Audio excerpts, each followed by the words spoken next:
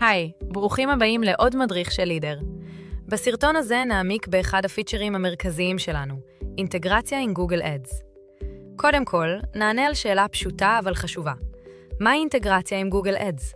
אינטגרציה עם גוגל אדס היא חיבור ישיר בין לידר לבין נתוני הפרסום שלכם בגוגל, בזמן אמת. החיבור הזה מאפשר לכם לראות את עלויות הפרסום ואת ההחזר על ההשקעה בזמן אמת, ולאמן את האלגוריתם של גוגל אדס בעזרת המורות אופליין, כך שהקמפיינים שלכם ממשיכים להיות חכמים ורווחיים יותר.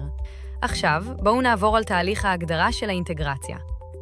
בתפריט הראשי, לחצו על אינטגרציה עם גוגל אדס. כאן תראו את אזור החיבור לגוגל אדס. בחרו את הלקוח או המותג שתרצו לחבר. בדוגמה הזו, נבחר ב-Demo Brand. אחר כך, ערכו את שם החיבור, למשל, My Demo Brand Google Ads Connection. כעת הזינו את מספר חשבון הגוגל אדס שלכם. כשתהיו מוכנים, לחצו על צור חיבור לגוגל אדס. יופיע חלון של גוגל שבו תתבקשו לבחור את החשבון שתרצו לחבר.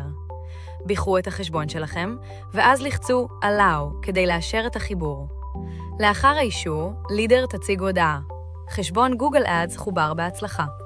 החלון ייסגר אוטומטית, והחיבור החדש יופיע תחת חיבורים פעילים. וזה הכל. האינטגרציה שלכם עם גוגל אדס מוגדרת ומוכנה לספק לכם נתוני פרסום בזמן אמת, ישירות בתוך לידר.